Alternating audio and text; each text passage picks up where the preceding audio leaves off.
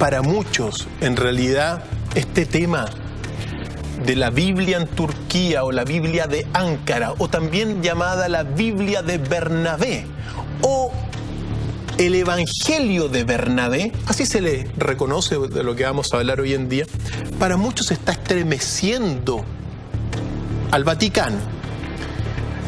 Pero hay que decir un par de cosas. Desde mi punto de vista, lo que vamos hoy día a conocer, que es la Biblia de Bernabé o la Biblia de Turquía, que es la que está apareciendo en pantalla, una Biblia que fue confeccionada, o un evangelio de 52 páginas en cuero, con letras de oro, avaluado en $25 millones. Wow. ¿Ya? Que fue encontrado, querido Ignacio, en una operación contra el contrabando realizada por la policía de Turquía en el año 2000, y que en el año 2010 este texto fue entregado al Museo Etnológico de Ankara. Este texto, para muchos, está estremeciendo al Vaticano. ¿Podríamos definirlo como un nuevo Viejo Testamento? Lo podríamos definir como un texto apócrifo. Y apócrifo son todos estos textos que no son reconocidos por la tradición bíblica. Por eso, en realidad, si bien es cierto, muchos dicen que esto estremece al Vaticano, estremece a la Iglesia, en realidad no, porque ¿qué es lo que sucede? Que la Iglesia no los reconoce.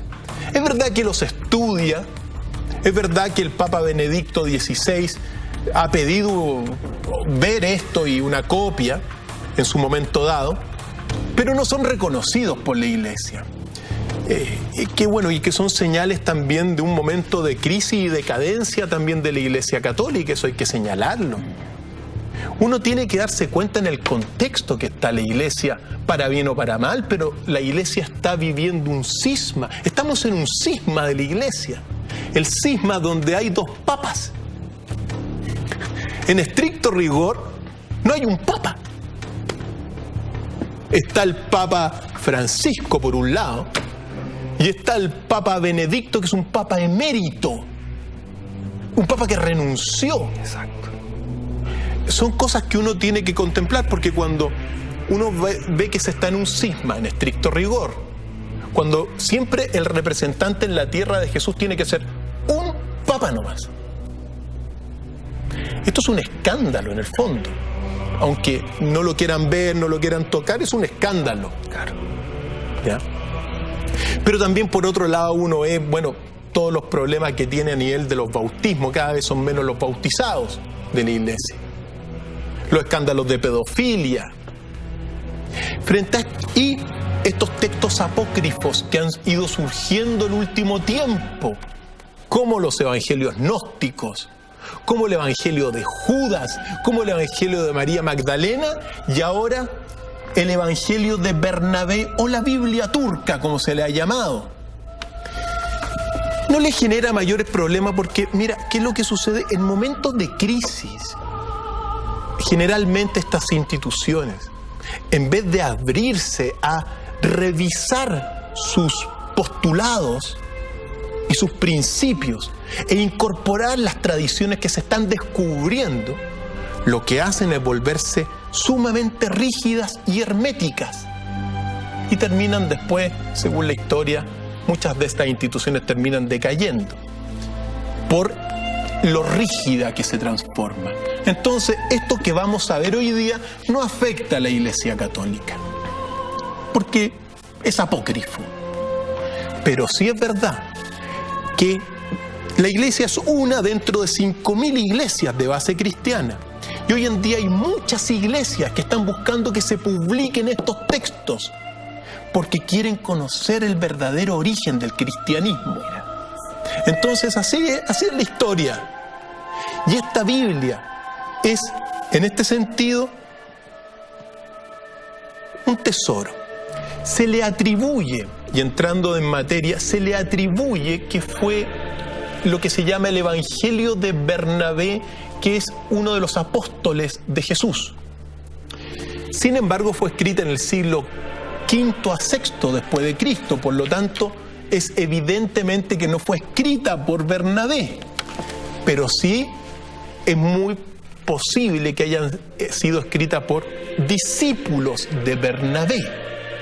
En este sentido, es falsaria, en cuanto a que no es el original de Bernabé, pero sí es genuina también, o auténtica, en el sentido de que transmite un lejano manuscrito del apóstol Bernabé, que también es apócrifo. Porque recordemos que el concilio de Nicea del 325 fue el concilio que reconoció solamente unos textos que son los cuatro evangelios, y el resto lo mandó quemar. Lo fantástico de todo esto, que apenas quedaba una copia del Evangelio de Bernabé, y ahora apareció esta, que se le llama la Biblia de Turquía, y que habla en el fondo de una tradición bastante distinta a la tradición que se conoce comúnmente, a la tradición canónica. Mira, hoy en día hay alrededor de 150 documentos apócrifos que lo están tomando diferentes iglesias y diferentes tradiciones para poder reconstruir el cristianismo antiguo. Por lo tanto, yo creo que al margen de cualquier cosa, lo mejor es ver lo que dice el Evangelio de Bernabé. ¿Qué es esto? Fíjate tú que también una de las particularidades está escrito en piel, con el paso del tiempo se ha deteriorado y se ha puesto negra, pero también hay unos dibujos de Jesús con sus 12 discípulos en la última cena. Por lo tanto, es un patrimonio, es una joya de la Escritura, aunque no haya sido el original de Bernabé, ¿ya?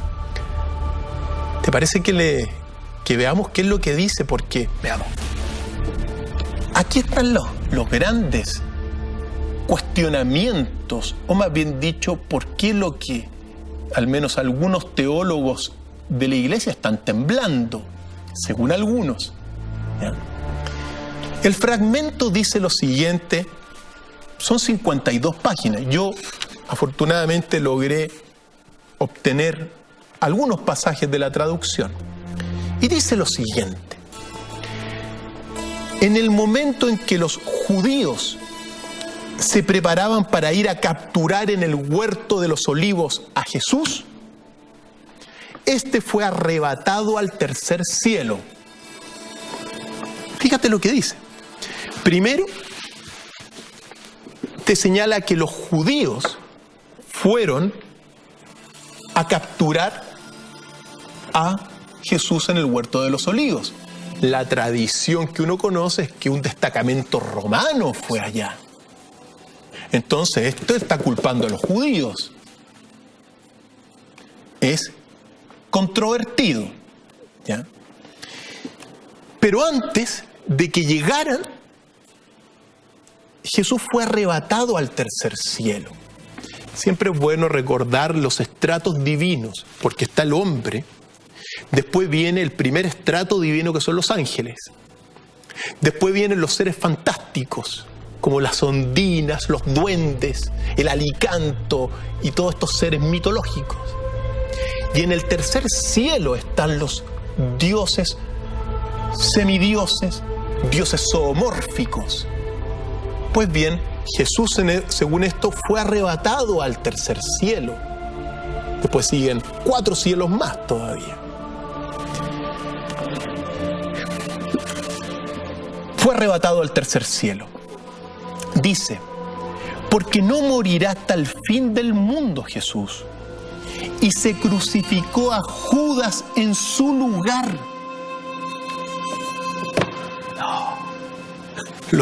Eso es lo que dice.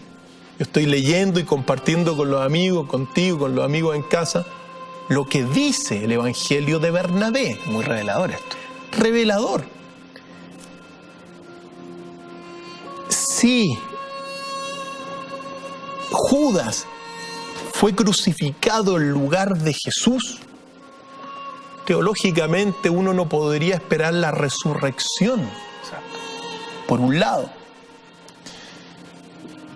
Por otro lado, también es bueno recordar una cosa, que respecto de que aquí a los judíos aparecen capturando en el huerto eso, desde mi punto de vista, es verdad que estaban en contra de Jesús, los líderes del templo de Jerusalén, pero quienes mandaron a capturar eran un destacamento romano. Y a Jesús, el acta romana dice que fue muerto a mors agravata. Eso dice el acta romana, es decir, los romanos mandaron a matar a Jesús. No significa que los judíos no hayan participado y están de acuerdo, pero los que mandaron a matar a Jesús, según las actas romanas, fueron ellos. Y amors agravata significa, mira, la amors agravata es una sentencia a muerte que solamente opera contra los sediciosos, es decir, sediciosos contra el Imperio Romano. Según esto, Jesús, según el análisis que nosotros hacemos, Jesús era un sedicioso contra el Imperio Romano, que era uno de los enemigos. Y aquí aparece esto. Lo que sucede es que este evangelio de Bernabé tiene una influencia muy fuerte del Islam. Entonces, uno tiene que comprender un poco que al menos aparezcan los judíos de alguna forma siendo culpados, pero no es coherente con las actas romanas. Exacto. Ahora, es coherente con que ambos, los romanos y los otros, también facilitaron. Los judíos no estaban de acuerdo con que era el Mesías. Pero los que mandaron a matar a Jesús fueron los romanos, amors agravata. Ahora, fíjate lo que dice. Es decir, que en vez de Jesús fue tomado Judas. Y Judas fue crucificado. Mira, aquí uno tiene que unir ciertas cosas con el Evangelio de Judas. El Evangelio de Judas narra en uno de los pasajes que el único apóstol, discípulo que comprendía verdaderamente el plan de Jesús era Judas. Y si él se ofreció para ir a la cruz, es coherente con esa amistad o ese entendimiento que narra el pasaje de Judas. Pero hasta ahora lo que conocíamos es que Judas lo había traicionado. Sí, pues. Es que mira... O sea, el traidor en esta Biblia se convierte en una suerte de mártir. Efectivamente. Tú lo dijiste. Porque dice, tercer pasaje, Dios permitió que el discípulo traidor pareciese a los judíos hasta tal punto semejante en su rostro a Jesús, que lo tomasen por él y que como tal lo entregasen a Pilatos. Es decir, se transforma, o sea, Dios permitió una transformación en el rostro. Ahora, ¿qué transformación puede ser? A mí me hace la pregunta, mira, el rasgo más distintivo de Jesús es uno nomás. Jesús tenía el cabello largo. Ese es el único rasgo incuestionable de la figura de Jesús. Porque Jesús era un nazir. Un nazir era un primogénito que toma un voto político religioso o político o religioso. Y Jesús era un primogénito que tomó el voto político y el voto religioso. Y estos nazires se dejaban el pelo largo. Entonces yo me pregunto, ¿habrá sido Judas un nazir también? Un primogénito que toma un voto político religioso, que se entendió con Jesús según el Evangelio y que toma y se transforma, es decir, Judas tenía el pelo largo entonces. Y eso es ser nazir. Cosas que dan para pensar. Aquella semejanza era tamaña que la misma Virgen María y los mismos apóstoles fueron engañados por ella, es decir, confundieron. Y el día en que se publicó el decreto del gran sacerdote, la Virgen María volvió a Jerusalén con Jacobo, con Juan y conmigo, con Bernabé. Fíjate dónde nos estamos metiendo. Jesús no murió en la cruz. Fue crucificado, según el Evangelio de Bernabé, Judas. Judas no lo traicionó.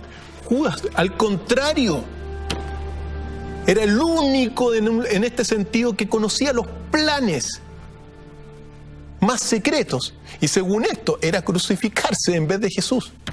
Ahora, Dios tomó a Jesús antes y lo llevó al tercer cielo. Paréntesis, ¿quién resucita entonces al tercer día? Buena pregunta. Esto no lo señala. No hay, al menos en los textos que tengo en mi poder, no aparece ese problema, digamos, ¿ya?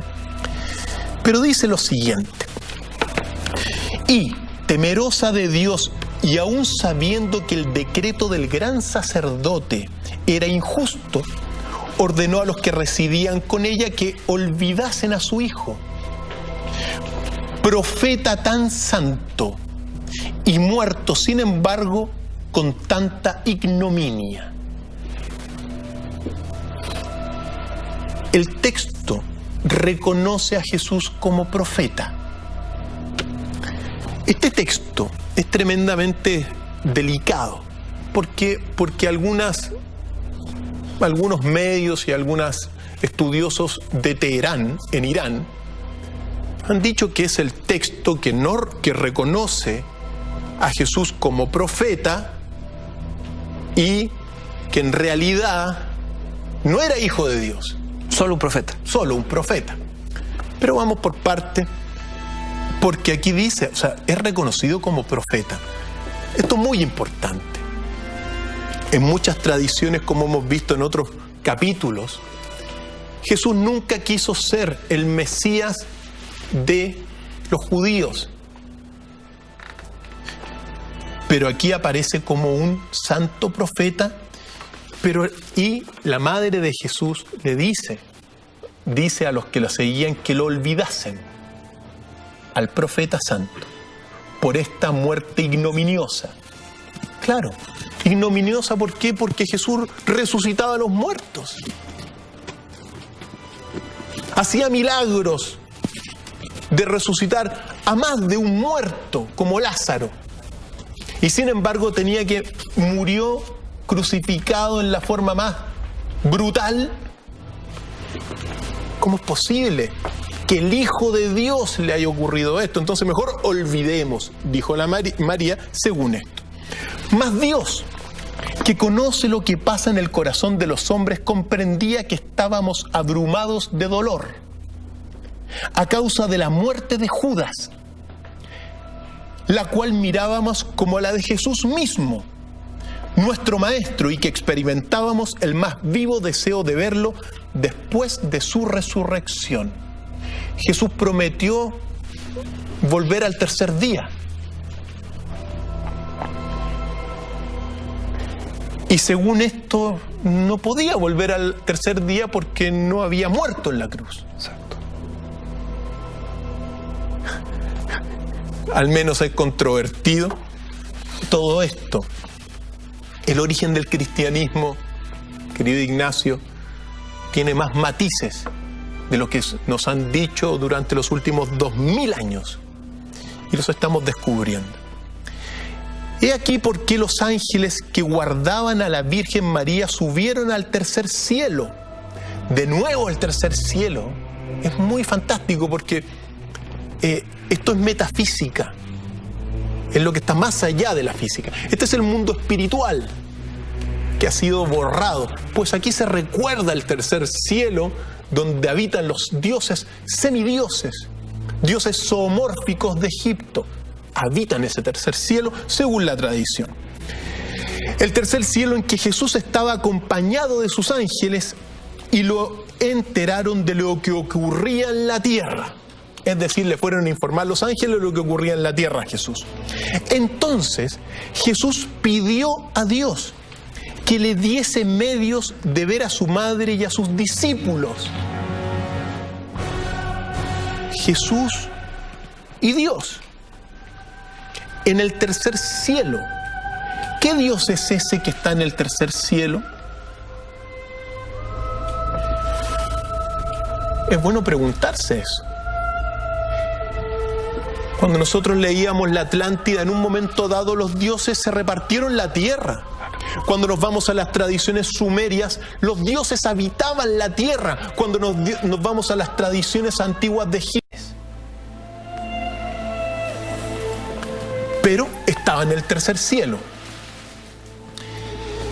Y Dios, según el texto de Bernabé. Paréntesis, en Twitter nos pone aquí Marcellus Maximum. Dicen que Atlántida podría haber sido una gran nave extraterrestre, por eso que se ha visto a la Atlántida en varios lados. No me calza eso dentro de las tradiciones. Son buenas esas aclaraciones en función de lo que comenta enérgicamente nuestros amigos en Twitter. Sí, es una bonita historia de ciencia ficción, pero no calza la Atlántida según todo lo que era un continente.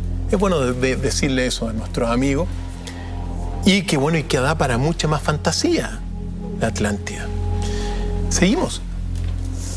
Y Dios, lleno de misericordia, ordenó a 4 de sus ángeles más queridos, Gabriel, Miguel, Rafael y Uriel, que llevasen a Jesús a la casa de su madre y que la guardasen allí durante 3 días consecutivos, no dejándolo ver por más personas que por las que creyesen en su doctrina. Y Jesús, rodeado de esplendor, llegó a la habitación en que estaba la Virgen María con sus 2 hermanas, y Marta con María Magdalena, y Lázaro conmigo, y Juan con Jacobo y con Pedro. Y al verlo fuimos presa del pavor, que caímos todos al suelo como muertos. Se les presenta Jesús llevado por los 4 grandes ángeles. Es decir, la resurrección no fue porque Jesús nunca murió. ¿Quién lo bajó? Porque, a ver, aquí uno tiene que ser sumamente claro. ¿Se vaporizó?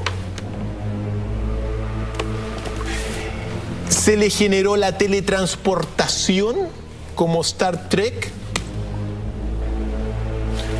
¿O bajaron del cielo acompañados en una nave espacial? ¿O cómo? Entonces unos dicen, los más creacionistas, los más fanáticos religiosos, que era el espíritu que se encarnaba y se evaporaba, algo nunca visto, salvo en Star Trek. Pero si tomamos la teoría de los alienígenas ancestrales, eran una especie de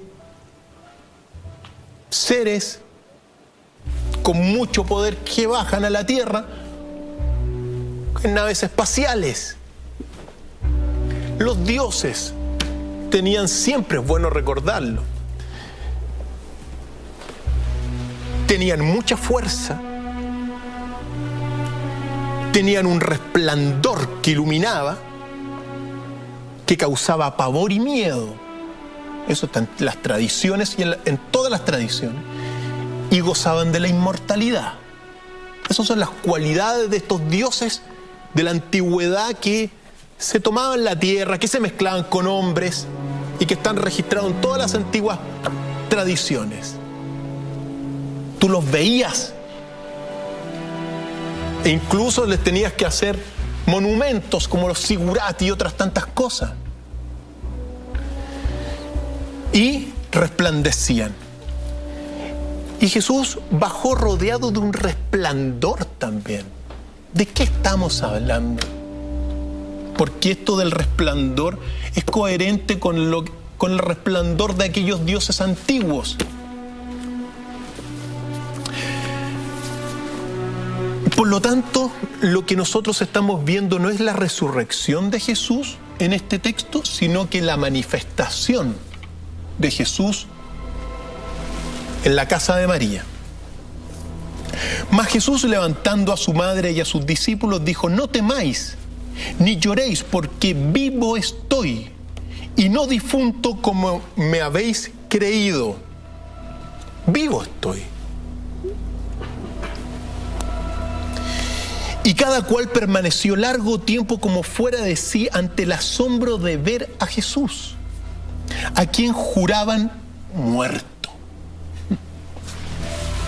Nunca murió, según esto. Pero vuelvo aquí, ¿cómo uno entiende esto? ¿Cómo uno entiende que Jesús subió a los cielos superiores, al tercer cielo, y después bajó? Paréntesis, Dr. Feil, ¿hace cuánto que se descubre esta nueva Biblia de solo 50 y tantas páginas? En el año 2000. Es muy reciente. Es muy reciente. En el año 2000 se descubre en una operación contra el contrabando de la policía de Turquía.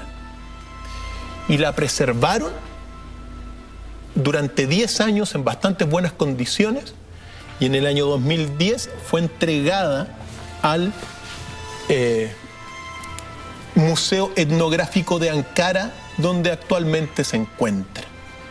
Avaluada en por lo menos unos 25 millones de dólares, ese texto que está ahí, y que forma parte de los apócrifos, no reconocidos por la Iglesia, y que habla de una tradición que es la que estamos viendo, donde Judas reemplaza a Jesús en la cruz. Y sigo el otro pasaje. Y con grandes gemidos la Virgen exclamó: te ruego, hijo mío, que me digas por qué, habiéndote dado Dios el poder de resucitar a los muertos, has sufrido la muerte tú, con gran vergüenza para tus parientes y para tus amigos, y con gran oprobio para tu doctrina, de suerte que todos los que te amaban están como heridos de estupor y de agonía. La media pregunta que le hace, claro, ¿cómo alguien que resucita, que tiene ese poder milagroso de levantar a los muertos, y que todos sus discípulos hablaban de... Jesús hizo muchos milagros según las tradiciones. Esto es creencia, obviamente. No hay cómo comprobarlo más que a través de la creencia. Bueno, ¿cómo lo resucitó y cómo se permitió después que muriera en esto? Entonces la explicación es que, claro, es el sacrificio, según la tradición cristiana, católica y otras, es el sacrificio. Jesús entrega su cuerpo en sacrificio para salvar a la humanidad. Pero aquí te plantea un problema doctrinal tremendo, María. ¿Qué dice Jesús? Mas Jesús, abrazando a su madre, repuso: puedes creerme, madre mía, cuando afirmo que nunca he muerto y que Dios me ha reservado hasta el fin del mundo. Los dioses tienen en la tradición antigua tienen el poder de la inmortalidad.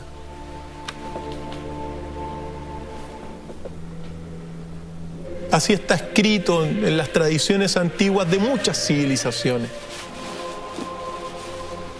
Que Dios le entregó la inmortalidad a Jesús.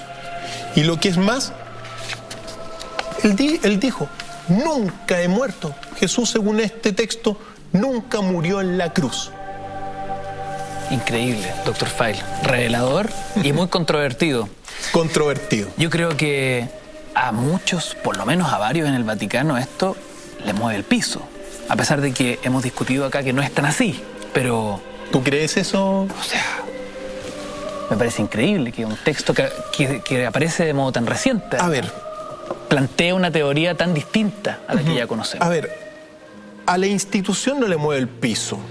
Como dijimos, la jerarquía no le mueve el piso. Sí, a sus fieles. A sus fieles sí. Pero a la al Vaticano no le mueve el piso.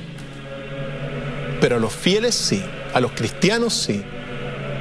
Y sobre todo a los millones de cristianos de iglesias que no son la católica, que están buscando la verdad. Mira, desde 1945, con el descubrimiento de los manuscritos del Mar Muerto, los textos gnósticos y los evangelios que se han aparecido, nosotros estamos en un momento de revelación. Lo hablábamos un poquito la semana pasada con todo lo que es el Apocalipsis. Nosotros estamos en un momento de revelaciones para la humanidad y que son pruebas que tenemos que pasar para poder evolucionar.